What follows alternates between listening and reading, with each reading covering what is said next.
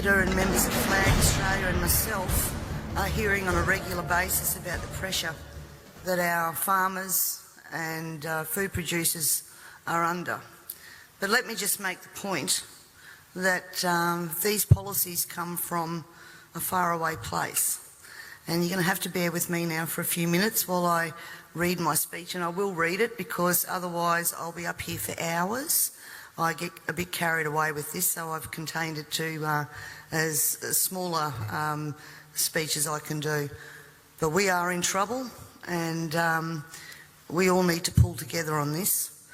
And first of all, I'd just like to thank people who have been supporting Flag Australia in their push to get this word out there at Leon. So now I'll start to read. Again, thank you all for coming here today. I also thank the many people behind the scenes who have helped to educate me on the global issues and how they are being implemented at a state level so that I can be an effective elected member of your parliament. And while I'm speaking to you today, I'm going to quote a number of people from various influential positions on the international stage, and I'll leave it with you to make up your mind if you want to continue to head in the direction that we're going.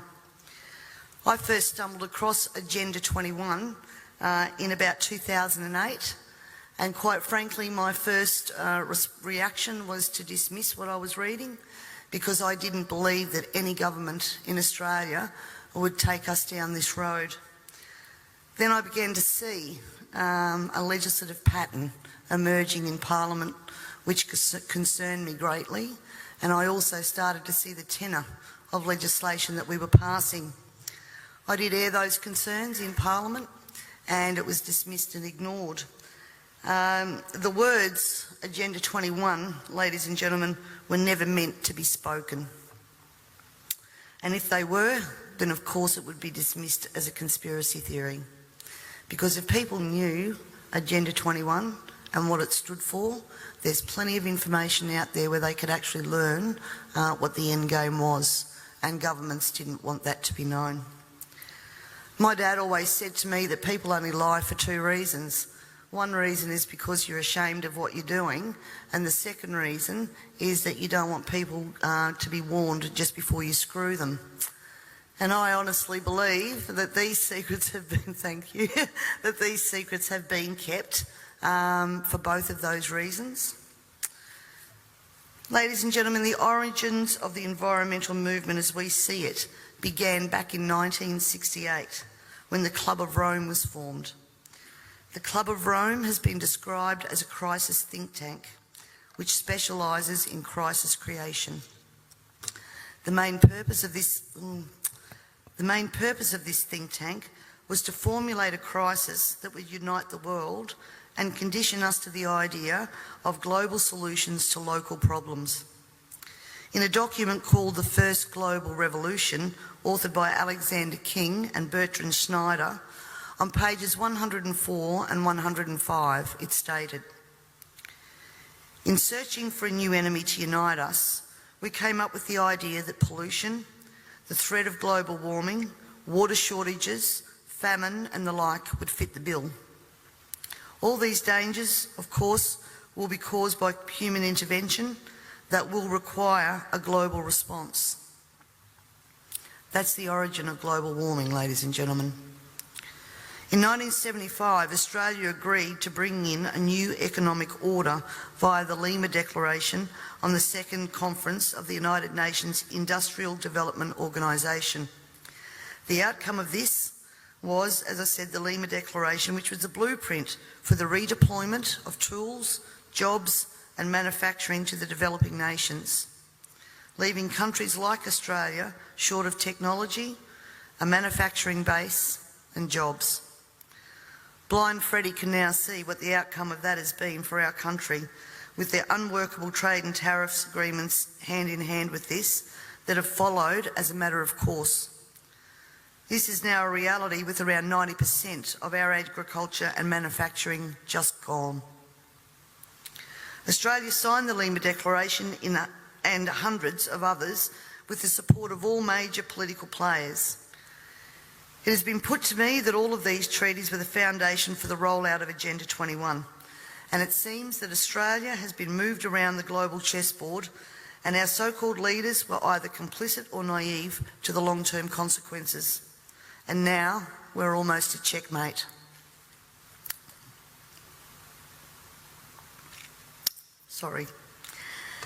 In 1992, former President of the United States, George Bush Sr. said, "Effective execution of Agenda 21 will require a profound reorientation of human society, unlike anything the world has ever experienced. A major shift in the priorities of both governments and individuals, and an unprecedented redeployment of human and financial resources. This shift will demand that a concern for the environmental consequences of every human action will be integrated into individual and collective decision-making at every level." Cutting through the code, I want everyone to consider what the words "profound reorientation of all human society" and "unprecedented redeployment of human and financial resources" actually means. For everyone here tonight not familiar with Agenda 21, I would suggest that this is the beginning of your learning curve, not the end. In 1992, Maurice Strong, Secretary-General of the UN Earth Summit and member of the Club of Rome, said, "It is clear that current lifestyles and consumption patterns of the affluent middle class, involving high meat intake, consumption of large amounts of frozen and convenience foods, use of fossil fuels, ownership of motor vehicles, small electrical appliances, home and workplace air conditioning, and suburban housing are not sustainable."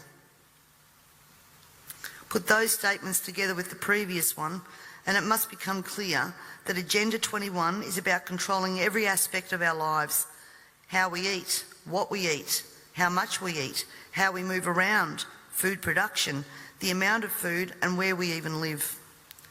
Dixie Ray, former Washington State Governor and Assistant Secretary for Oceans and International Environmental and Scientific Affairs, stated, "Agenda 21 seeks to establish a mechanism for transferring the wealth from citizens to the third world. Fear of environmental crisis would be used to create a world government and UN central direction." From a report in the 1976 UN's Habitat 1 conference, "Land cannot be treated as an ordinary asset, controlled by individuals and subject to the pressures and inefficiencies of the market. Private land ownership is also a principal instrument of accumulation and concentration of wealth, therefore contributes to social injustice." In other words, ladies and gentlemen, if you work hard and you exercise good financial management and invest in property, you are contributing to social injustice. In a report from the President's Council on Sustainable Development, we need a new collaborative decision process that leads to better decisions, more rapid change, and more sensible use of human, natural and financial resources in achieving our goals. And at the same time, Harvey Reuven, Vice Chair of the Wildlands Project, says individual rights will have to take a back seat to the collective. J. Gary Lawrence, Advisor to President Clinton's Council on Sustainable Development, participating in a UN advocated planning process would very likely bring out many of the conspiracy fixated groups and individuals in our society, and here we are. This segment of our society, who fear one world government and UN invasion, through which our individual freedoms will be stripped away, would actively work to defeat any elected official who joined the conspiracy by undertaking Agenda 21. So we will call our process something else. We will call it comprehensive planning, or growth management, or smart growth. We ended up with sustainable development. The redeployment of human and financial resources has now become visible to us all via the cut to services and programs to assist the sick, the young, the elderly, and of course the creation of another level of poverty now identified by the term the working poor. I was speaking to a person last week and he said to me, if Hitler was still around, he'd be sitting back thinking, I didn't need bullets for a global takeover. And he'd be right. We see daily cash grabbing via new taxes called levies, supposedly because we are cash strapped in this state, and at the same time see big project spending that does not fit with the message that we are in financial crisis. But we the people have to tighten our belt, while the government seems absolutely unaware and unconcerned of the amount of debt that it is accumulating. This in turn means that taxes, levies, fines and other penalties increase, as well as the cost of living rising exponentially, and the ordinary citizen's ability to exist well is compromised with almost every law that we pass. We're constantly paying for so-called services that we don't receive. This is wealth redistribution at the grassroots level, redeployment of financial resources, ensuring only hardship for the citizens who just really want to get on with their lives. The Parliament has also ventured into the rights of people to own and retain their property and manage it without government interference. In particular, the laws around, as Peter said, water allocation, natural resource management, the Native Vegetation Act, Development and Planning Act, which are all equally toxic to our food producers as they are to our long-term security, we city dwellers. Everyone needs to remember, we all pay a natural resource management levy on our tax rates. So this is not just going to affect the food producers. The intrusions into our property that Peter was talking about that land producers are going through will roll out into the suburbs and into the city. Because as Agenda 21 became more and more apparent to me, I began using the line in Parliament, the government was now declaring war on its own citizens. And that goes back as far as 2008. This, of course, led me to being labelled a conspiracy theorist. But here we are now, openly talking about Agenda 21 and the ramifications we will see in a short period of time if this is not stopped in its tracks. In 1972, the Club of Rome published the alarmist Limits to Growth document, warning of worldwide overpopulation, the need for sustainable development. This was the beginning of the slow process of social engineering and programming people to accept that the planet is struggling to sustain life.